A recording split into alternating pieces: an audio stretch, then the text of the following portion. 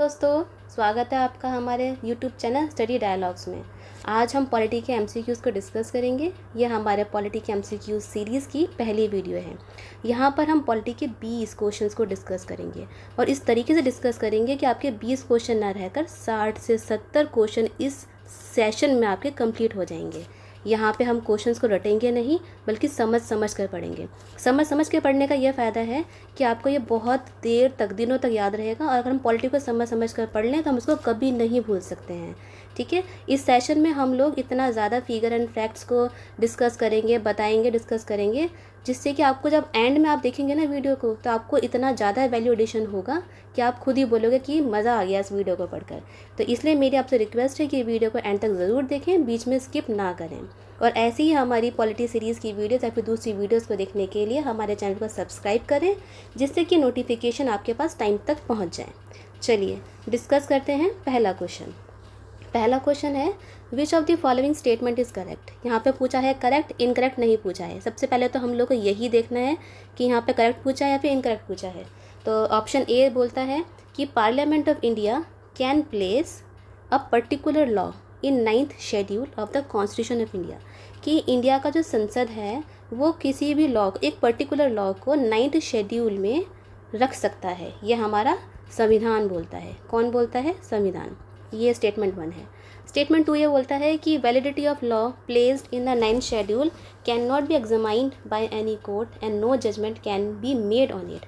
ये बोलता है कि जो 9th शेड्यूल में जो भी लॉ रखा हुआ है उस पर कोर्ट एक्शन नहीं ले सकता। तीसरा ऑप्शन बोलता है कि 3 tier system of panchayat is in the schedule 9, कि आपको पता है पंचायत में 3 टायर होते हैं। यहाँ पे पंचायत की ये बात करी गई है जो कि गाँवों में होती है, कि ये शेड्यूल 9 में आती है। और डी ऑप्शन है ऑल ऑफ द अबव। यहाँ पे मेरा आंसर बताने से पहले आप वीडियो को पॉज करो और उसका आंसर ऑप्ट करो, उसके बाद ही आपको देखना है। चलिए इसका सही आंसर देख लेते हैं। इसका सही आंसर यहाँ पे करेक्ट पूछा गया है, तो ये करेक्ट है कि पार्लियामेंट ऑफ इंडिया हमारे इंडिया का मतलब कि हमारे भारत का जो संसद है वो एक पर्टिकुलर लॉ को 9 शेड्यूल में रख सकता है। चलिए अब समझते हैं ये सही क्यों है। कि ये सही इसलिए है कि यहाँ पे 9, आपको पता होगा कि हमारे संविधान में, जब हमारा संविधान बना था तो ओरिजिनली 8 शेड्यूल थे। ठीक है, 8 शेड्यूल थे। अब जो 9 शेड्यूल था उसको ऐड करा गया था फर्स्ट कॉन्स्टिट्यूशन अमेंडमेंट एक्ट 1951 में। ठीक है, और कब करा गया था? जब हमारे जो प्राइम मिनिस्टर थे वो जवाहरलाल नेहरू जी थे। ये जो ऐड करा गया था 9 शेड्यूल, ये इसलिए करा गया था जवाहरलाल नेहरू जी ने, जिससे कि वो DPSP जो थे उनको इम्प्लीमेंट कर सकें। जैसे कि लैंड रिफॉर्म्स से बनाए हुए कोई भी कानून, ठीक है, और ज़मींदारी सिस्टम को ख़त्म करने के, ज़मींदारी सिस्टम बहुत ज़्यादा थी उस टाइम पे, जिससे कि इक्वालिटी आ सके, तो ज़मींदारी सिस्टम को ख़त्म करने के लिए और ऐसे और भी लॉ को ख़त्म करने के लिए हम इस पे लॉ बनाएंगे और उसको 9 शेड्यूल में डाल देंगे और उस पर फिर जुडिशरी कोई एक्शन नहीं ले सकती है। तो उस समय के लिए ये बहुत ज़्यादा इंपॉर्टेंट था जो कि 9 शेड्यूल को ऐड करा गया था। तो बात इसी में यही बोली गई है कि parliament of India can place a particular law in the 9th schedule of the constitution of India. बिल्कुल सही बात है, ये पहले भी होता था और अभी भी ऐसा हो सकता है। 9 शेड्यूल में अभी भी ऐसे एक्ट जाते हैं। और ऑप्शन बी क्या बोलता है कि validity of the law placed in 9th schedule cannot be examined by any court and no judgment can be made on it। ये ऑप्शन इसलिए गलत है क्योंकि 2007 में सुप्रीम कोर्ट के जजमेंट आया और सुप्रीम कोर्ट ने ये बोल दिया कि नहीं, 9th शेड्यूल में आप जितने भी आप लॉ एक्ट जो भी आप रख रहे हो वो जुडिशल रिव्यू के अंदर आएंगे। इसका मतलब क्या हुआ कि 2007 में सुप्रीम कोर्ट का जजमेंट आया और बोला कि 9th शेड्यूल में जो भी एक्ट पार्लियामेंट रख रहा है उस पर जुडिशल रिव्यू होगा, कि जुडिशरी जो है उसको देख सकती है कहीं इस ऐसे एक्ट बनाने से कहीं लोगों के फंडामेंटल राइट तो ब्रीच नहीं हुए हैं, उनका हनन तो नहीं हुआ है। बट इसमें एक चीज़ ये बोली, केवल वही एक्ट जुडिशल रिव्यू होंगे जो कि 24 अप्रैल 1973 के बाद ऐड करे गए हैं। मतलब जो 24 अप्रैल से पहले जितने भी एक्ट इन लोगों ने ऐड कर दिए उस पर जुडिशल रिव्यू नहीं होगा, लेकिन जो इसमें बाद में ऐड करे गए हैं तो उस पर जुडिशल रिव्यू होगा।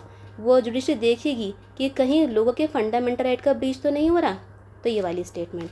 अब यहाँ पे देखिए हम लोग इसमें इसमें यही बोला गया है, the validity of law placed in the 9th schedule can not be examined. ये बिल्कुल गलत है, कैन नॉट भी नहीं एग्जामाइन कर सकते हैं, क्योंकि अगर यहाँ पे बोला जाता कि कैन नॉट भी एग्जामाइन नहीं कर सकते बिफोर द 24 अप्रैल 1973, तो ये ऑप्शन हमारा सही हो जाता अगर ये चीज़ लिखी होती, लेकिन यह स्पेसिफाई नहीं करा है, इसलिए हमारा ऑप्शन ये गलत है।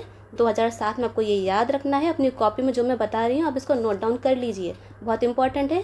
ये एक एमसीक्यू नहीं है, इससे बहुत सारे एमसीक्यू आ सकते हैं। जैसे कि आपसे यही पूछ ले कि 9th शेड्यूल की वैलिडिटी को कब तक बढ़ाया गया, तो आप बोलोगे 24 अप्रैल 1973 के बाद जो भी एक्ट यहाँ पे ऐड करे गए हैं उस पर जो रिव्यू हो सकता है। तो इस तरीके जो मैं फिगर एंड फैक्ट्स बता रही हूँ आपको नोट डाउन कर लीजिए, इसमें क्वेश्चन बनते हैं। चलिए अब थर्ड आप देखते हैं कि 3 tier system of the Panchayati Raj is in the schedule 9। ये बिल्कुल गलत है ना, पंचायती राज जो है वो शेड्यूल 9 में नहीं है, वो पार्ट 9 में है। ये अंतर है, शेड्यूल में अंतर है और पार्ट्स में भी अंतर है, ठीक है। और ऑल ऑफ द अबव तो गलत है ही। तो देखा हमने एक ही क्वेश्चन से कितना सारा सीख लिया। चलिए अभी एक एमसीक्यू नहीं करा हमने, बहुत सारे एमसीक्यू इसमें कर लिए। नेक्स्ट क्वेश्चन देखते हैं। क्वेश्चन नंबर 2 ये बोलता है, who was the first elected chairman of constituent assembly? Doctor BR Ambedkar, Sachchidanand Sinha, doctor Rajendra Prasad, doctor Radhakrishna. इसका सही आंसर है राजेंद्र प्रसाद। क्या है इसका सही आंसर? राजेंद्र प्रसाद।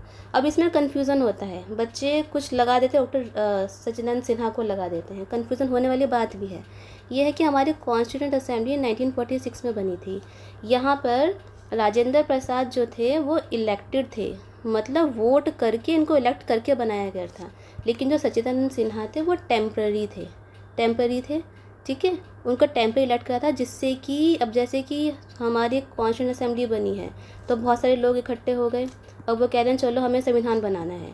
अब हेड किसको माने, वोट तो हुआ नहीं है, तो यहाँ पे जो भी सबसे बड़ी उम्र का इंसान था उसको हमने हेड मान लिया, जैसे कि हम अपने घर में मानते हैं दादा दादी को। फिर उन्हीं के अंदर हमने मतलब कॉन्स्टिट्यूएंट असेंबली के मेंबर्स ने अपना हेड चुन लिया राजेंद्र प्रसाद को। फिर ये हो गया इलेक्टेड हो गया, इसलिए यहाँ पे इलेक्टेड आया है। और ये है टेम्प्ररी, कि हमने बस एक टेम्प्ररी करा है जिससे कि उनकी छत्र छाया में हम अपना चेयरमैन को इलेक्ट कर सकें। तो इसलिए आंसर हमारा क्या होगा? डॉक्टर राजेंद्र प्रसाद हमारा सही आंसर होगा, ना कि सच्चिदानंद सिन्हा। ये क्वेश्चन बहुत कन्फ्यूजिंग है, ये मैंने आपको बता दिया है। चलिए नेक्स्ट क्वेश्चन देखते हैं। Who propose the preamble before the drafting committee of the constitution? ठीक है, इसका है doctor Jawaharlal Nehru, BR Ambedkar, BN Rao या महात्मा गांधी। इसका सही आंसर है जवाहरलाल नेहरू जी। अब अगर हम यहाँ पे देखें इसमें, who propose the preamble before the drafting committee, यहाँ पे जो प्रियम्बल की बात हो रही है उस टाइम पर ड्राफ्टिंग कमेटी, तो उस टाइम पे प्रियम्बल को बोलते थे ऑब्जेक्टिव रिजोल्यूशन। ठीक है, इसमें कभी प्रियम्बल भी दिया जाता है, कभी ऑब्जेक्टिव रिजोल्यूशन भी दिया जाता है।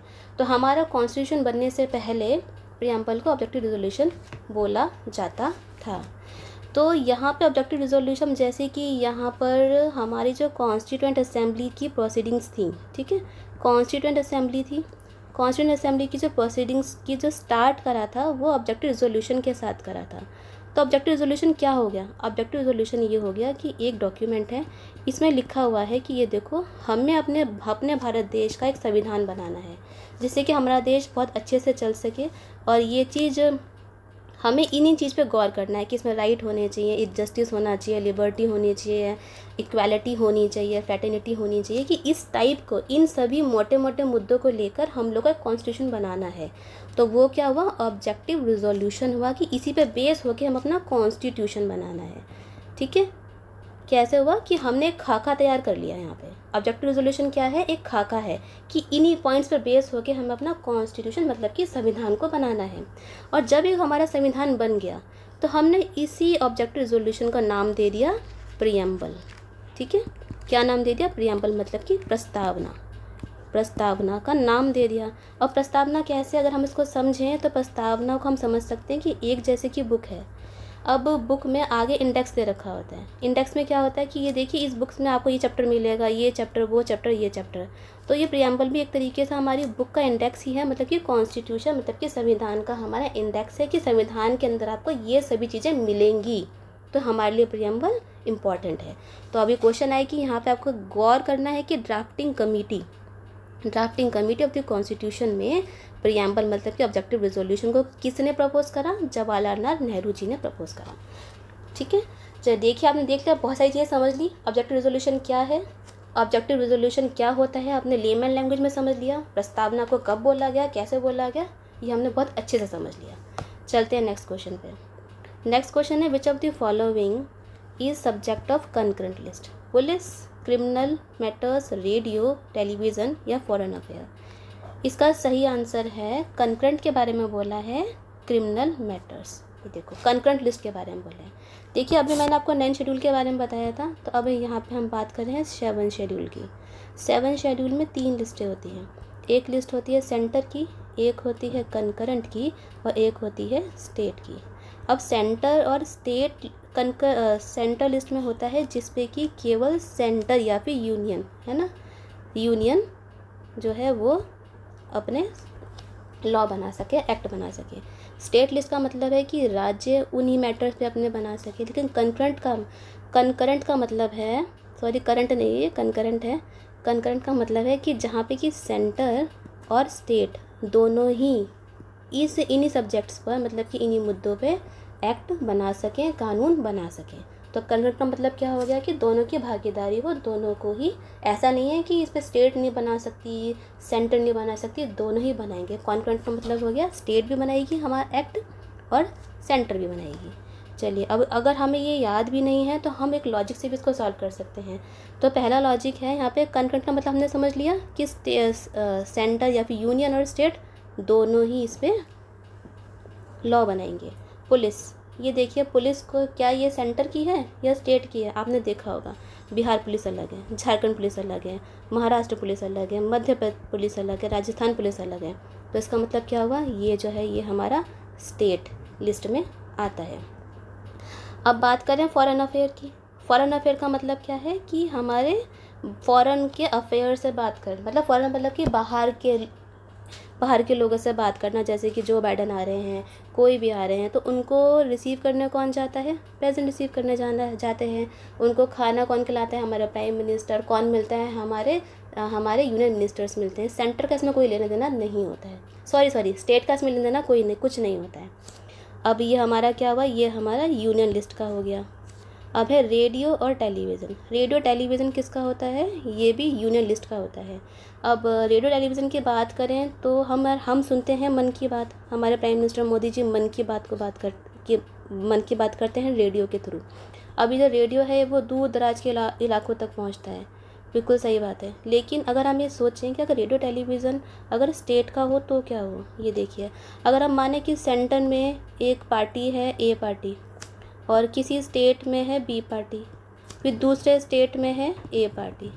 अब यहाँ पर जो प्रसारण हो रहा है वो स्टेट तो सुना देगी, स्टेट ए, मतलब वो स्टेट जिसमें कि पॉलिटिकल पार्टी ए है वो सुना देगी, लेकिन स्टेट बी नहीं सुनाएगी। ठीक है, तो ये तो बहुत ज़्यादा गलत हो गया, क्योंकि रेडियो टेलीविज़न तो सबका हक है सुनना, मन की बात को सुनना कि हमारे लिए कौन से स्कीम्स बना रखे हैं।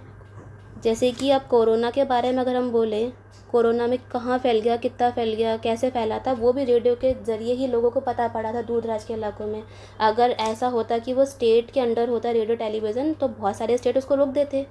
ठीक है, और लोग मिसलीड हो जाते। जिससे कि वो क्यों रोकते हैं? जिससे कि उनके पास वोट बैंक बनाने के लिए, कि ऐसा कुछ भी नहीं है, वोट हमें ही देना। अब आप समझते हो इतना। चलिए, आपने देखा कि हमने बहुत सारी चीज़ें समझ ली। पुलिस को देख लिया, स्टेट में है। क्रिमिनल मैटर्स जो है वो कंकरेंट में है, रेडियो यूनियन में है, और फॉरेन अफेयर भी यूनियन में है। नेक्स्ट क्वेश्चन को हम देखते हैं। नेक्स्ट क्वेश्चन है, education which was initially a state subject was transfer to the concurrent list by 24th amendment, 25 amendment, 42 amendment या 44th अमेंडमेंट। इसका जो सही आंसर है वो है 42 अमेंडमेंट एक्ट 1976। ठीक है, इसको आप ध्यान में रखना, ये इंपॉर्टेंट है, बहुत बार पूछा जा चुका है। अपनी कॉपी में इसका नोट कर लीजिए।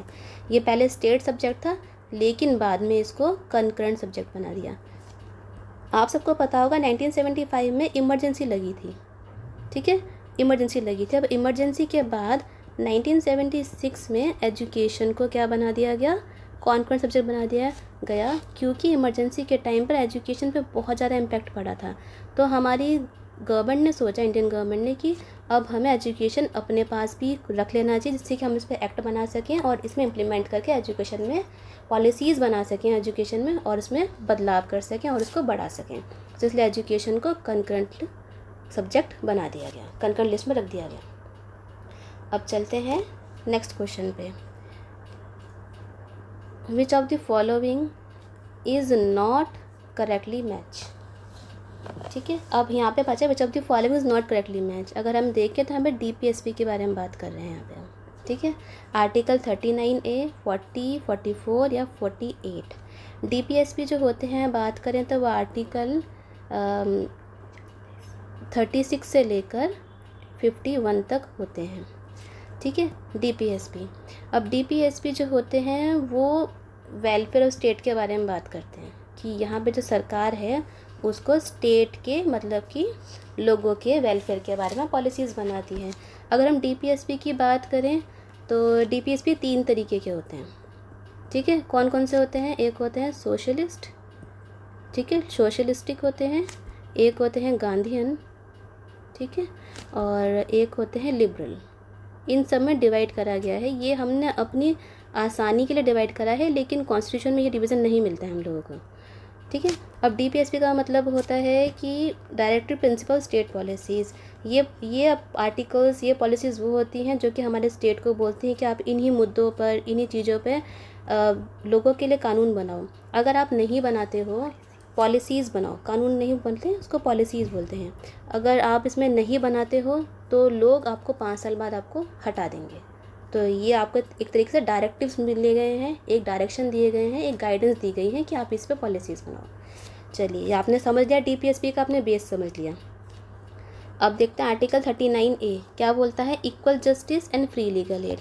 Article 40 organisation of the village panchayat. Article 44 uniform civil code. और आर्टिकल 40, ठीक है, separation of judiciary from the executive. ये सारे सही हैं। आर्टिकल ऑप्शन डी गलत है। ये जो आर्टिकल है ये आर्टिकल 50 होता है। ठीक है, इक्वल जस्टिस का मतलब क्या है? Equal justice and free legal add. 39A हमें बोलता है कि सबको समान जस्टिस मिलना चाहिए, न्याय मिलना चाहिए। अगर जिसको नहीं मिल रहा, जैसे कि वुमेन है, बुढ़े हैं, बड़े हैं, तो उनको हम जो लीगल एड है वो हम फ्री प्रोवाइड करवाएंगे, क्योंकि सबका अधिकार है। ठीक है, उसके बाद है article 40 organisation of village panchayat. जो भी गांव में जो पंचायत होती है ना, वो क्या होती हैं, वो आर्टिकल 40 के अंदर आती हैं। और यहाँ पे उन लोगों को पावर दी जाती है जिससे कि वो सेल्फ गवर्नमेंट की यूनिट की तरह काम कर सकें। चलो, अब है आर्टिकल 44। ये आपने बहुत सुना होगा, यूनिफॉर्म सिविल कोड, UCC के बारे में। तो वो किस में आता है? वो आर्टिकल 44 में आता है, जो कि हमारी कंट्री के लिए एक समानता लाने के लिए बहुत इंपॉर्टेंट है। अब इस पर डिबेट है, ये डिबेटेबल टॉपिक है। अब आर्टिकल 48 ये गलत है, यहाँ पे क्या आएगा? 50 आएगा। आर्टिकल 50 बात करता है separation of judiciary from the executive. अगर जुडिशरी को सेपरेट नहीं करेंगे एग्जीक्यूटिव से तो फिर जुडिशल रिव्यू कैसे होगा? अगर जुडिशल रिव्यू नहीं होगा तो हमारे फंडामेंटल राइट का ब्रीच होगा, हनन हो सकता है। चलिए, अब आपने देखना हमने एक ही MCQ में कितना सब कुछ समझ लिया है। अब आपको अपनी कॉपी में नोट डाउन कर लीजिए, इसको कहीं नहीं मिलेगा। ये चीज़ हम समझा रहे हैं, आपको किसी भी वीडियो में ये नहीं मिलेगा। चलिए, नेक्स्ट क्वेश्चन पे चलते हैं। नेक्स्ट क्वेश्चन है, what was the exact constitutional status of Indian republic on 26 January 1950 when the constitution came into force. पहला है a democratic republic, a sovereign democratic republic, a sovereign secular democratic republic, या sovereign socialist secular democratic republic. अगर हम इसकी बात करें, जब हमारा कॉन्स्टिट्यूशन बना था, लागू हुआ था 26 जनवरी को 1950 में, तो उस टाइम पर हमारे था लिखा हुआ था सोवरन डेमोक्रेटिक रिपब्लिक। ठीक है, अब आप मुझे ये बताइए कि 42nd कॉन्स्टिट्यूशन अमेंडमेंट एक्ट में हमने 3 वर्ड को ऐड करा, जिसमें से कि एक वर्ड मैं आपको बता रही हूँ सेक्युलर, और 2 वर्ड आपको मुझे बताने हैं कमेंट सेशन में।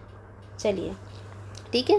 तो ये बहुत इंपॉर्टेंट है, इसमें बच्चे कंफ्यूज हो जाते हैं कि यहाँ पे 26 जनवरी 1950 के बारे में बात की, जब नया नया हमने कॉन्स्टिट्यूशन लागू ही करा था। तो सॉवरन थे हम लोग, पहले से डेमोक्रेटिक थे। यहाँ पे इसका मतलब क्या है, सॉवरन है, हम लोग आज़ाद हैं, हम लोग खुद अपने डिसीजन ले सकते हैं। डेमोक्रेटिक का मतलब क्या है, लोकतांत्रिक है, यहाँ पर लोगों की चलती है। और रिपब्लिक का मतलब क्या है कि यहाँ पे जो हमने हेड अपना करा है ना, चुना है, वो किंग नहीं है, वो हमने इलेक्ट करा है। ठीक है, तो ये वाली बात होगी, सॉवरन है, डेमोक्रेटिक है, रिपब्लिक है। लेकिन 42nd कॉन्स्टिट्यूशन अमेंडमेंट एक्ट करके हमने 3 वर्ड और ऐड करे थे, जिसमें से एक है सेकुलर, बाकी 2 आप मुझे बताएंगे। चलिए नेक्स्ट क्वेश्चन पे चलते हैं। नेक्स्ट क्वेश्चन है, बाय विच नेम या names in our country mention in the constitution. कौन सा है, भारत एंड इंडिया है और भारत ओनली है, हिंदुस्तान एंड इंडिया है, या भारत या हिंदुस्तान एंड इंडिया है। अब इसका जो आंसर है वो आपने अभी न्यूज़ में बहुत सुना होगा, इसके बारे में बहुत डिबेट चली है। इसका सही आंसर है भारत एंड इंडिया। इसके बारे में आपसे पहले ही बात कर चुकी हूँ, पहले एमसीक्यू वीडियोज़ में आपसे बहुत कुछ इसके बारे में समझा भी चुकी हूँ मैं। अब आर्टिकल 1 हमारे जो संविधान का बोलता है भारत दैट इज़ इंडिया, अगर हम हिंदी वर्जन पढ़ें तो, या फिर अगर हम इंग्लिश वर्जन पढ़ें तो इंडिया दैट इज़ भारत। इसका मतलब भारत जो इंडिया है या इंडिया जो कि भारत है। यहाँ पे दोनों ही वर्ड को सेम वैल्यू दी गई है, ऐसा नहीं है कि भारत को ज़्यादा वैल्यू दे दी या इंडिया को ज़्यादा वैल्यू दे दी। यहाँ पे बस ये रिप्रेजेंट ये कर रहे हैं कि हम लोग डेवलप हो रहे हैं। ठीक है, डेवलप हो रहे हैं, आगे बढ़ रहे हैं। तो यहाँ पे मिक्स किसका मिलता है, मॉडर्निटी साथ में ट्रेडिशनल, कि हम ट्रेडिशनल को कौन शो कर रहा है, भारतवर्ष शो कर रहा है, और मॉडर्निटी कौन शो कर रहा है, वो इंडिया शो कर रहा है। तो यहाँ पे बस एक मिक्स दिखाने की हमने कोशिश करी है कि हम अपने ट्रेडिशन को भी नहीं, संस्कृति को नहीं भूलेंगे, साथ में हम लोग डेवलप भी होंगे। ठीक है, मैं समझती हूँ, मैं आशा करती हूँ कि आपने समझा होगा, बहुत अच्छे से समझा होगा। तो हमने क्वेश्चन को भी सॉल्व करा, साथ में आर्टिकल 1 के बारे में भी हमने समझा। हिंदुस्तान वर्ड हमारे कॉन्स्टिट्यूशन में कहीं नहीं लिखा है। भारत, हिंदुस्तान, इंडिया नहीं लिखा है, भारत और इंडिया लिखा है, और केवल भारत नहीं लिखा है। अगर केवल भारत होता तो हम केवल अपने ट्रेडिशन से चिपके होते, ना कि हम मॉडर्निटी मतलब कि अपने डेवलपमेंट के बारे में बात करते। चलिए, और आर्टिकल 1 आपको याद रखना है, क्वेश्चन पूछते हैं आर्टिकल 1 कि मैं क्या लिखा है, उसमें क्या लिखा है। चलिए, अब है क्वेश्चन नंबर 9। ये है, the goal of the constitution is to secure या insure all its citizen justice, social economic liberty of thought and expression, equality of opportunity, dignity of the individual. इसका आंसर 1 and 2, 1 2 3, 2 3 4 या all of the above. इसका जो सही answer है वो है all of the above. अब ये जो क्वेश्चन है ये हमारे प्रियम्बल से लिया गया है। प्रियम्बल मतलब कि प्रस्तावना। अब प्रस्तावना क्या बोलती है, देखो प्रस्तावना को तो आपको याद करना पड़ेगा। ये प्रस्तावना को याद करना, समझना बहुत इम्पॉर्टेंट है, क्योंकि इसी प्रस्तावना जिसको याद होती है वो ये बताता है कि हम इस देश के जागरूक अवेयर नागरिक हैं। हमें पता है कि हमारे संविधान में क्या लिखा है, हमारे क्या अधिकार हैं या फिर दूसरों के क्या अधिकार हैं, हम जागरूक हैं।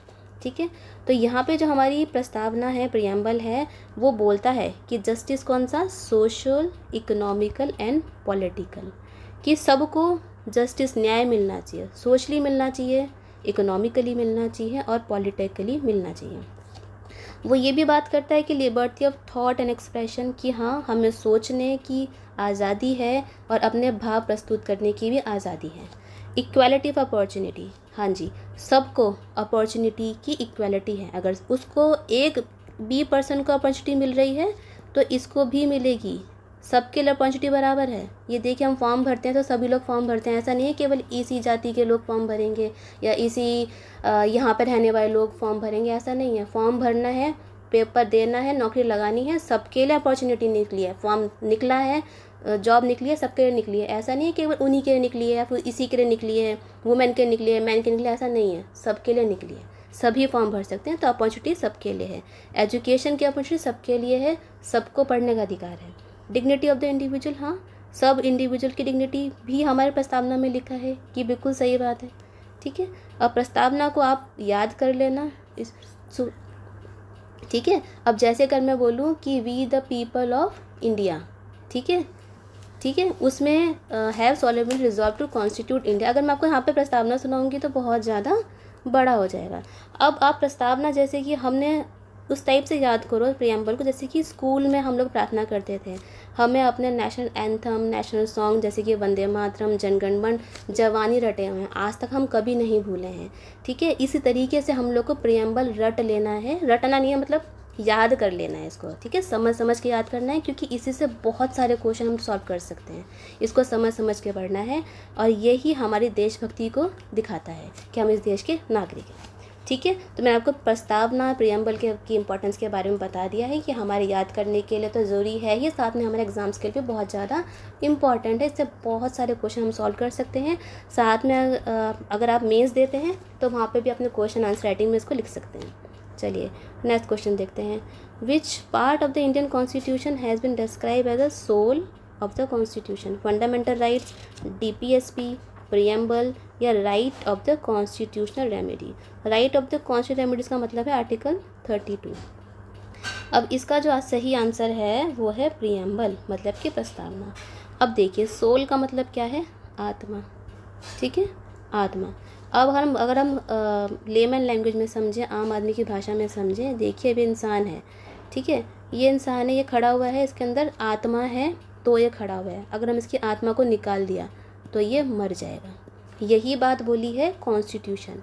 तो कॉन्स्टिट्यूशन की जो आत्मा है वो क्या है? वो प्रियम्बल है, प्रियम्बल है। अगर आपने प्रियम्बल को निकाल लिया तो हमारा कॉन्स्टिट्यूशन मर जाएगा। क्यों मर जाएगा? क्योंकि जो प्रियम्बल है वो एक तरीके का हम लोग को क्या बताता है? वो हमें न्याय देता है, हमें आज़ादी देता है, समानता देता है, भाईचारे के बारे में बताता है, डिग्निटी देता है, अपॉर्चुनिटी देता है। तो इस तरीके से हुआ ना कि हमारी आत्मा है, अगर हमने प्रियम्बल को हटा लिया तो कुछ नहीं बचेगा। प्रियम्बल एक तरीके से ये भी बताता है कि कॉन्स्टिट्यूशन के अंदर क्या क्या लिखा हुआ है, उसकी समरी हमें बताता है। ठीक है, अगर हम फ़नी वे में इसको समझें तो फ़नी वे में ऐसे समझ सकते हैं, अगर हम प्रियम्बल हमने हटा दिया, हमने बताया ही नहीं कि कॉन्स्टिट्यूशन में अंदर क्या है, तो आप कॉन्स्टिट्यूशन पढ़ते पढ़ते ही मर जाओगे, तो निकल गई आपकी आत्मा। ठीक है, तो ये हमने फ़नी वे में समझा, इसको बुरा मत मानना, ये बस ये एक समझाने का तरीका है। तो हमारा क्या है कि कॉन्स्टिट्यूशन, हमारी कॉन्स्टिट्यूशन की आत्मा कौन है? प्रियम्बल। समझ गए? तो चलिए आगे चलते हैं। नेक्स्ट क्वेश्चन है, how many types of justice has been in the preamble of the constitution of India? ये क्वेश्चन मैंने अभी आपको आगे समझाया था, ये वही है। तो 2, 3, 1 एंड 4 मैंने बोला था प्रियम्बल से बहुत क्वेश्चन आते हैं, ये उसी का एक क्वेश्चन है। तो इसका आंसर है 3 टाइप की।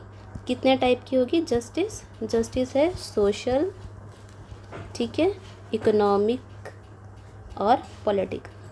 सोशल का मतलब क्या है कि समाज में, सोसाइटी में भैया सबको अधिकार है, सबको न्याय मिलना चाहिए। ठीक है, चाहे वो लड़का हो, चाहे लड़की हो, चाहे बड़ा हो, छोटा हो, बुढ़ा हो, अमीर हो, गरीब हो, सबको न्याय मिलना चाहिए। ऐसा नहीं है कोई बड़ा है अमीर तो न्याय उसी को मिलेगा, सबको मिलेगा न्याय। अब ये न्याय देने के लिए तब मैंने आपको बताया था कि DPSP में आर्टिकल 39A के बारे में, फ्री लीगल एड के बारे में बात करी गई है। बस ये वही बात है। इकोनॉमिक में क्या मतलब है कि भैया कि सबको इक्वल पे मिलेगी। ऐसा नहीं है कि अगर कोई लड़का है उसको ज़्यादा मिलेगा, अगर पे मिल रही है तो सबको मिलेगी।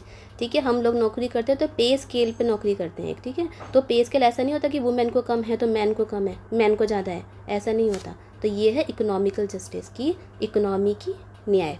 और पॉलिटिकल जस्टिस का मतलब ये हुआ कि भैया सबको वोट देने का अधिकार है। जिनकी उम्र है 18 साल है तो वो सबको वोट देने का अधिकार है, सभी वोट देंगे। ठीक है, तो ये हो गया हमारा पॉलिटिकल न्याय। तो आप ये समझ लिया, हमने इसको याद कर लेना। नेक्स्ट क्वेश्चन चलते हैं। Next question, the constitution, Indian constitution is rigid, flexible, neither rigid, partly rigid, या फिर पार्टली फ्लेक्सिबल? तो इसका सही आंसर है पार्टली रिजिड और पार्टली फ्लेक्सिबल। मतलब कि वो रिजिड भी है, साथ में लचीला भी है। अगर हम इसको अगर लॉजिक से करें तो हम ये बोलेंगे Indian constitution is rigid. Rigid है क्या? बहुत ज़्यादा सख्त है जिसको हम हिला नहीं सकते? नहीं, ये बिल्कुल गलत है। क्यों नहीं कर सकते? क्योंकि हम 1949 में हमारा कॉन्स्टिट्यूशन बना। ठीक है, बना था, उसके बाद हमने लागू 1950 में करा है। उसके बाद अब ये चल रहा है 2023। उस ज़माने से लेकर आज तक में देखें तो कितने सारे बदलाव आ चुके हैं। ठीक है, AI आ चुका है, डेवलपमेंट कितना ज़्यादा हो चुका है। हम ग्रीन एनर्जी के बारे में बात कर रहे हैं आज की डेट में, यूसीसी के बारे में बात कर रहे हैं, वुमेन एम्पावरमेंट के बारे में बात कर रहे हैं। ऐसे बहुत से बदलाव आ चुके हैं, ठीक है। इक्वालिटी मिल चुकी है, हमारे यहाँ पे लिटरेसी बढ़ चुकी है, पहले से बहुत कुछ बढ़ चुका है। तो उस टाइम का ज़माना और इस टाइम के ज़माने में बहुत अंतर आ चुका है, लोगों की लाइफस्टाइल बढ़ चुकी है। तो अगर हम अपने कॉन्स्टिट्यूशन को लचीला ना रखते हुए रिजिड रखते, तो ये हम जितने बदलाव हुए हैं वो हमारा हम वैसे के वैसे रहते, डेवलप हम नहीं हो पाते जितने भी अभी हुए हैं। तो हमारा कॉन्स्टिट्यूशन रिजिड नहीं है, इस चीज़ से पता पड़ता है कि हमारा जो संविधान है वो रिजिड नहीं है। रही बात फ्लेक्सिबल की, फ्लेक्सिबल मतलब लचीला। लचीला का मतलब ये हो कि हमने कॉन्स्टिट्यूशन में, संविधान में आज एक अमेंडमेंट करा, 2 दिन बाद हमने दोबारा कर दिया, 3 दिन बाद हमने दोबारा कर दिया, 4 दिन बाद हमने दोबारा कर दिया, मतलब से अमेंडमेंट करते ही रहे। कितना ईजी कर दिया अमेंडमेंट करना कॉन्स्टिट्यूशन में कि हर 2 दिन में इसमें अमेंडमेंट हो रहा है। तो उससे क्या होगा, अराजकता फैल जाएगी और जो हमारा असली कॉन्स्टिट्यूशन है उसका तो अस्तित्व भी नहीं रहेगा, ठीक है। तो इसलिए हमारा कॉन्स्टिट्यूशन फ्लेक्सिबल नहीं है, हमारा कॉन्स्टिट्यूशन रिजिड नहीं है, नाइदर रिजिड नॉर फ्लेक्सिबल। ये भी नहीं है कि ना तो रिजिड है ना फ्लेक्सिबल नहीं है। हमारा जो कॉन्स्टिट्यूशन है वो पार्टली रिजिड है और पार्टली फ्लेक्सिबल है, कि कुछ रिजिड भी है, साथ में कुछ फ्लेक्सिबिलिटी, लचीलापन भी है। रिजिड का मतलब क्या हो गया, जैसे हम कौन सा अमेंडमेंट करते हैं, कोई भी अमेंडमेंट करते हैं तो हम मेजॉरिटी के साथ करते हैं, स्पेशल मेजॉरिटी में करते हैं, ठीक है। स्पेशल मेजॉरिटी के साथ करते हैं, जैसे कि 2/3 मेजॉरिटी में करते हैं। फ्लेक्सिबल का मतलब क्या होगा, सिंपल मेजॉरिटी। सिंपल मेजॉरिटी जैसे कि मैंने आपको पहले बता चुकी हूँ, आर्टिकल 2 और आर्टिकल 3 सिंपल मेजॉरिटी से करे जाते हैं, ठीक है। तो हमारे कॉन्स्टिट्यूशन, इंडियन कॉन्स्टिट्यूशन, भारतीय संविधान में हाँ वो रिजिड भी है और साथ में फ्लेक्सिबल है, जो कि बहुत इम्पॉर्टेंट है हमारी देश को चलाने के लिए। चलिए, आपने देखना हमने किस तरह समझ, article 2, 3, CA, special majority, simple majority, बहुत कुछ समझ लिया है हमने। इसको समझ के पढ़ा है, हमने इसको रटा नहीं है, क्योंकि बच्चे मैंने देखे हैं इसमें सी और डी में कंफ्यूज हो जाते हैं। अब मैं आशा करती हूँ आपको समझ में आ गया होगा। नेक्स्ट क्वेश्चन चलते हैं। नेक्स्ट क्वेश्चन है, a British citizen staying in the India can not claim right to freedom of trade and profession, equality before law, protection of life and personal liberty, या फिर फ्रीडम ऑफ रिलीजन। तो इसका सही answer है freedom of right and profession. वो ये नहीं कर सकते, यहाँ पे कैन नॉट पूछा है। ये देखिए, आर्टिकल 15, 16, 19, 29 और 30, ये वो आर्टिकल हैं जो केवल हमें मिलते हैं, मतलब कि इंडियन सिटीजन्स को मिलते हैं, ये बाहर के सिटीजन्स को नहीं मिलते हैं, ठीक है। Freedom of trade and profession जो है वो आर्टिकल 19 के अंदर आता है, जो कि केवल सिटीजन्स को मिला हुआ है, तो ये हमारा ऑप्शन हो गया सही। अब इक्वलिटी बिफोर लॉ आर्टिकल 14 में आता है, पर्सनल लिबर्टी ये आर्टिकल 21 में आता है, और फ्रीडम ऑफ रिलीजन जो आता है वो आर्टिकल 25 में आता है। अगर हम समझें इसको, एक लेमन लैंग्वेज में समझें, तो अगर मान लो कि फॉरेनर आया है, टूरिस्ट बनकर आया है, ठीक है, अब वो आ गया, अब इक्वलिटी बिफोर लॉ, क्या उसका समानता का अधिकार नहीं मिलेगा? ये तो बिल्कुल गलत है। अगर हमारे इंडिया में आ गया तो समानता नहीं करेंगे, हम उसका डिस्क्रिमिनेशन कर देंगे कि नहीं तू तो फॉरेनर है, तो बाहर से आया है, हम नहीं मानते, अब तो जाए यहाँ से, ठीक है। नेक्स्ट में प्रोटेक्शन ऑफ लाइफ और 21, क्या उनको राइट टू लाइफ नहीं है, जीने का अधिकार नहीं है हमारे देश में आ गए? तो बिल्कुल गलत है। क्यों नहीं है? वो हमारे देश में आए हैं, टूरिस्ट बन के आए, हमारे लिए भगवान है, अतिथि देवो भव है, हमारे लिए बहुत इंपॉर्टेंस रखते हैं। फ्रीडम ऑफ रिलीजन का मतलब क्या है कि उनको अपने रिलीजन मतलब कि धर्म को फॉलो करने का अधिकार है, जैसे कि हमें है, हिंदू, मुस्लिम, सिख, ईसाई सबको है, उसी तरीके से उनको है, चाहे वो मुस्लिम हो, चाहे वो क्रिश्चियन हो, कुछ भी हो, वो अपने धर्म को फॉलो कर सकते हैं। लेकिन आर्टिकल 19 जो कि freedom of trade and profession के बारे में बात करता है, वो केवल हमारे सिटीजन्स को मिला हुआ है, मतलब कि हमें मिला हुआ है। क्योंकि अगर हम देखें तो हमारा जो देश था इंडिया, शुरू में ट्रेड की वजह से ही गुलाम बना था, तो कहीं ना कहीं इसके पीछे भी ये रीज़न हो सकता है कि freedom of trade and profession को हम लोगों ने फॉरेनर्स को नहीं दिया है। चलिए नेक्स्ट क्वेश्चन देखते हैं। Next question, the Supreme Court has held that hosting the national flag at atop the private building is a fundamental right of every citizen under article 14, 19, 1, 21 या 25। इसका जो सही आंसर है वो है आर्टिकल 19 क्लॉज 1, ठीक है, 19 क्लॉज 1। सुप्रीम कोर्ट ने बोला है कि मान लो कि ये झंडा है, ठीक है, ये हमारा झंडा है, इंडियन फ्लैग है, ठीक है, ये जो है आर्टिकल 19(1) के क्लॉज ए के अंदर आता है जब झंडा करा रहे हैं। चलिए, अब आपने देखा होगा, आपने सभी ने हर घर तिरंगा में हमने सभी ने झंडा फहराया था। तो अब आप समझिए, जो हमने हर घर झंडा फहराया था वो हमारे कॉन्स्टिट्यूशन के आर्टिकल 19(1) क्लॉज 1A के अंदर फहराया था। ठीक है, आगे चलते हैं। और ठीक है, अब जो 19(1A है हमें क्या देता है, ये देता है राइट टू एक्सप्रेशन देता है, कि हमें अपनी भावनाओं को एक्सप्रेस करने की आज़ादी है, देशभक्ति को दिखाने की हमें आज़ादी है। जब भी हम झंडा फहरा रहे हैं तो हमने देशभक्ति दिखा रहे हैं। ठीक है, राइट टू एक्सप्रेशन है, अपने भाव दिखाने की हमें आज़ादी है। आर्टिकल 19 ये हमें बोलता है। ठीक है, अब आर्टिकल 21 जो है, क्या वो क्या बोलता है, वो बोलता है right to life. Right to life, क्या जो हम झंडा फहरा रहे हैं, क्या वो हमारी राइट टू लाइफ है? क्या हम मर जाएंगे झंडा नहीं फहराएंगे तो? बिल्कुल गलत है। ठीक है, ठीक है, ये बिल्कुल गलत है, ये आर्टिकल 21 नहीं देता है। ठीक है, इससे इसका कोई मतलब नहीं बैठता। चलिए, अब आर्टिकल 25 जो है वो क्या देता है, वो कहता है राइट टू रिलीजन, मतलब तुम कोई भी धर्म फॉलो करो। ठीक है, इसका से कोई मतलब नहीं बैठ रहा। आर्टिकल 14 क्या बोलता है, राइट टू इक्वालिटी, कि सबको समानता का व्यवहार मिलना चाहिए। इसका भी इससे कोई मतलब नहीं बैठता, केवल आर्टिकल 19(1A का ही इससे मतलब बैठता है, जो कि सही है, जो कि है।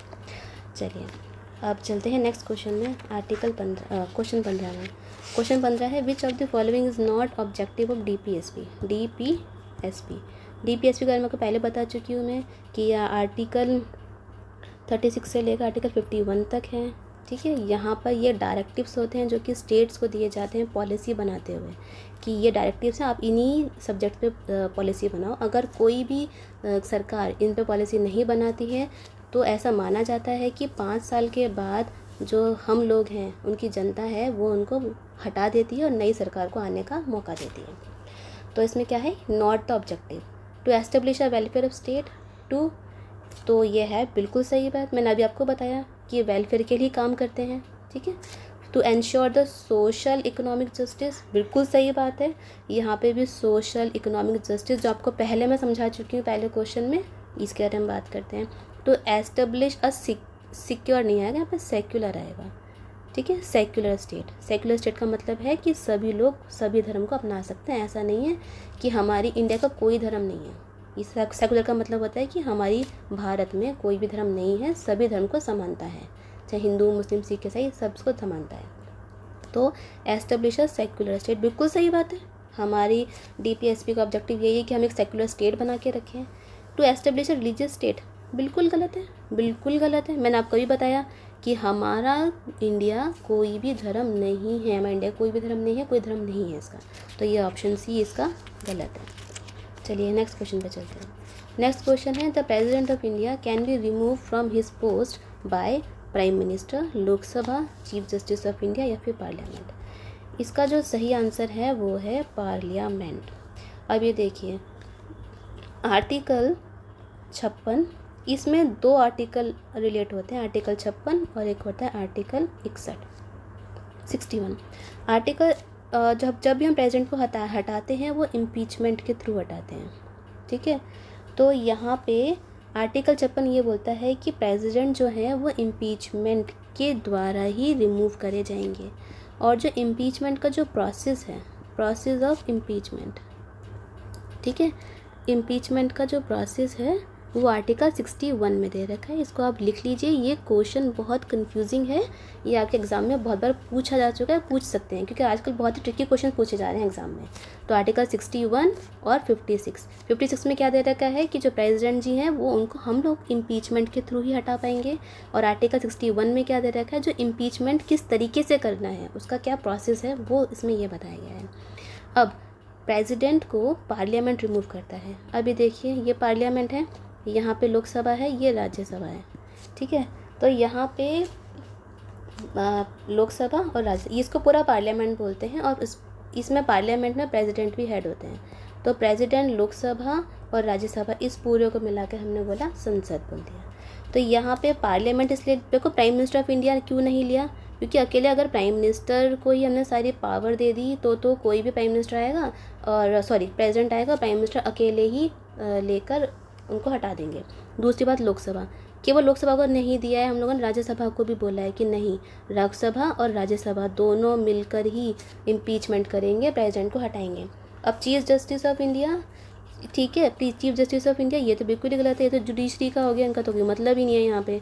ठीक है, अब हम बात करते हैं, ये इसीलिए बोला गया है लोकसभा और राज्यसभा दोनों को इसलिए लिया गया है क्योंकि लोकसभा में एक तो होती है रूलिंग गवर्नमेंट, वैसे ठीक है, ज़्यादातर यहाँ पे लोकसभा में ही होती है, लोकसभा में रूलिंग गवर्नमेंट ही होती है। अगर हमने सारी की सारी पावर लोकसभा को दे दी, इस क्वेश्चन को डिफाइन, इस ऑप्शन को डिफाइन कर रही हूँ मैं कि लोकसभा की क्यों नहीं है, क्योंकि हमने सारी की सारी पावर अगर लोकसभा को दे दी, वहाँ पे रूलिंग पावर, रूलिंग पार्टी होती है वहाँ के अंदर। और कभी कभी ऐसा भी होता है जब रूलिंग पार्टी आती है तो उस समय प्रेसिडेंट जो होते हैं वो दूसरी पार्टी के होते हैं, जो उनके अपोजिशन की पार्टी के होते हैं। अगर हमने केवल लोकसभा को दे दी तो वो तो फालतू में इम्पीचमेंट कर देंगे ना प्रेसिडेंट का, जो कि बिल्कुल गलत है। ठीक है, जो कि हमारी डेमोक्रेसी को नहीं दर्शाता है। ठीक है, जो भी हम लोग, हमारा जो संसद है, जो हमारी इंडिया है, वो एक डेमोक्रेसी पर चल रही है, एक लोकतंत्र पे चल रही है। ठीक है, एक किंग पे नहीं चल रही है, राजा का शासन नहीं है, यहाँ पे लोगों का शासन है। तो इसीलिए लॉजिक से अगर हम देखें तो लोकसभा बिल्कुल भी नहीं होगी अकेली, तो यहाँ पे लोकसभा और राज्यसभा दोनों को ही बोला गया है। अगर यहाँ पे लोकसभा कुछ गलत फैसला लेती है तो राज्यसभा उसको ख़त्म कर देगी, अगर राज्यसभा गलत फैसला लेती है तो लोकसभा ख़त्म कर देगी। तो इसलिए इसका जो आंसर है, जो हम प्रेसिडेंट है, बहुत ही ज़्यादा हमारे इम्पॉर्टेंट पर्सन है। तो यहाँ पे जो आंसर है वो है पार्लियामेंट। पार्लियामेंट है कि यहाँ अगर इसने गलती करी तो राज्यसभा पकड़ लेगी, राज्यसभा ने गलती करी तो लोकसभा पकड़ लेगी। ठीक है, तो मैं आशा करती हूँ आपको बहुत कुछ सीखने को मिला होगा, बहुत कुछ समझ में आया होगा। चलते हैं नेक्स्ट क्वेश्चन पे। Which one of the following article of DPSP deals with promotion of international peace and security? Article 51, 48A, 33A और 41। तो इसका जो सही आंसर है वो है आर्टिकल 51। आर्टिकल 51 क्या बोलता है? ये इंटरनेशनल पीस और सिक्योरिटी, इंटरनेशनल पीस और सिक्योरिटी का मतलब क्या है कि आर्टिकल 51 में, आर्टिकल 51 में जो दे रखा है इंटरनेशनल पीस, मतलब कि हमें अपने आस पड़ोसी पर, नेबर्स है, भूटान, चाइना, मतलब जितने भी कंट्री हैं, ठीक है, पाकिस्तान, इन सब के साथ एक शांति बना के रखनी है। आर्टिकल 51 हमें ये बताता है। ठीक है, और हमें, और सभी इंटरनेशनल लॉज होगी, जैसे कि इंटरनेशनल लॉज हो गए, ठीक है, इंटरनेशनल लॉ होते हैं।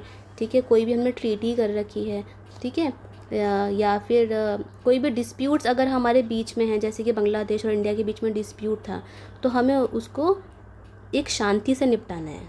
ठीक है, ट्रीटी को फॉलो करना है, इंटरनेशनल लॉज को फॉलो करना है, ये हमें आर्टिकल 51 बताता है। ठीक है, ये इंपॉर्टेंट क्वेश्चन है, आपसे पूछा जा सकता है, तो हम इसको आराम से सीख सकते हैं, सोच सकते हैं कि जहाँ पे भी इंटरनेशनल पीस की बात हो, शांति की बात हो, सिक्योरिटी की बात हो, वो आर्टिकल 51 में दी हुई है। क्योंकि अगर हम आपस में ही लड़ेंगे, हम चाइना से लड़ लिए, बांग्लादेश से लड़ लिए, तो उसका इम्पैक्ट हमारे अंदर, हमारे भारत पे भी तो पड़ेगा। तो इसलिए है कि जितनी बातें हों वो शांति से निपट जाएँ। तो आर्टिकल 51 में ये बोला गया है। अब आर्टिकल 48A, आर्टिकल 48A क्या बोलता है? वो ये कहता है कि हमें इम्प्रूव करना है, क्या इम्प्रूव करना है? अपने एनवायरनमेंट, मतलब कि अपने वातावरण को इम्प्रूव करना है। ठीक है, वाइल्ड लाइफ को बचाना है, ठीक है, फॉरेस्ट को बचाना है, ये हमें करना है। ये DPSP में बोलता है, आर्टिकल 48A में बोलता है। और आर्टिकल 43A में ये बोलता है कि सिक्योर द पार्टिसिपेशन, किसका पार्टिसिपेशन हमें सिक्योर करना है? लेबर्स का, लेबर्स का नहीं, वर्कर्स का। Secure the participation of workers in the industries. इसका मतलब क्या है कि इंडस्ट्री में जो भी फैसले हो रहे हैं, जो भी हो रहा है, वहाँ पे वर्कर जो भी काम कर रहे हैं उनकी भागीदारी हो। ठीक है, ऐसा ना हो कि उनका एक्सप्लॉयटेशन हो जाए, तो इस तरीके से उनका एक्सप्लॉयटेशन बचेगा। आर्टिकल 41A बोलता है राइट टू वर्क। ठीक है, राइट टू वर्क बोलता है, और राइट टू एजुकेशन बोलता है। ठीक है, और public assistant in case of unemployment. अगर हम इसका एग्जांपल दें, राइट टू वर्क जो MG नरेगा है, वो भी एक राइट टू वर्क का ही एग्जांपल है। तो देखिए, हमने यहाँ पे चारों के चारों आर्टिकल्स को पढ़ लिया। ठीक है, अब आगे चलते हैं। तो इस तरीके से हमारे कितने ऑप्शन क्वेश्चन हो गए अभी इसी क्वेश्चन में? तो हमने लगभग 4 क्वेश्चन कर लिए हैं। नेक्स्ट क्वेश्चन पे चलते हैं। नेक्स्ट क्वेश्चन है, who has turn the constitution as secret document. Secret document का मतलब है पवित्र। ठीक है, doctor B R Ambedkar, Mahatma Gandhi, Deendayal Upadhyay या मोहम्मद अली जिन्ना। तो इसका सही आंसर है doctor B R Ambedkar, doctor B R Ambedkar. ठीक है, sacred document B R Ambedkar, who turn the constitution a sacred document, वो है बी आर अम्बेडकर जी। उन्होंने बोला था कि जो हमारा कॉन्स्टिट्यूशन है वो एक पवित्र है, वो एक पवित्र दस्तावेज है, एक पवित्र डॉक्यूमेंट है। क्यों है? क्योंकि हमारा जो संविधान है वो हमें जस्टिस देता है, ठीक है, वो हमें लिबर्टी देता है, आज़ादी देता है, वो हमें समानता देता है, इक्वलिटी देता है, वो हमें अपॉर्चुनिटी देता है, वो हमें फंडामेंटल राइट्स भी देता है, बहुत कुछ देता है। ठीक है, तो इस तरीके का डॉक्यूमेंट जो कि समानता ला रहा है, जो कि न्याय ला रहा है, पीस ला रहा है, लिबर्टी ला रहा है, इक्वलिटी ला रहा है, ठीक है, वो एक पवित्र है। अगर हम देखें तो अगर हम देखें तो बहुत से धर्मों के ग्रंथ होते हैं, धर्म ग्रंथ होते हैं, उसमें हमें कहीं ना कहीं डिस्क्रिमिनेशन मिल जाता है, इक्वलिटी नहीं मिलती है। ठीक है, लेकिन जो हमारा संविधान है, जो हमारा कॉन्स्टिट्यूशन है, वो हमें डिस्क्रिमिनेट नहीं करता है, वो हमें जस्टिस देता है, न्याय पर डिस्क्रिमिनेशन बिल्कुल नहीं करता, इक्वालिटी देता है। तो इसीलिए डॉक्टर बी आर अम्बेडकर ने हमारे कॉन्स्टिट्यूशन को एक सेक्रेड डॉक्यूमेंट बोला था, पवित्र डॉक्यूमेंट बोला था। और पवित्रता वहीं होती है जहाँ पर कि सबको समानता मिले, आज़ादी मिले और सब चैन से रह पाएँ। चलिए नेक्स्ट क्वेश्चन देखते हैं।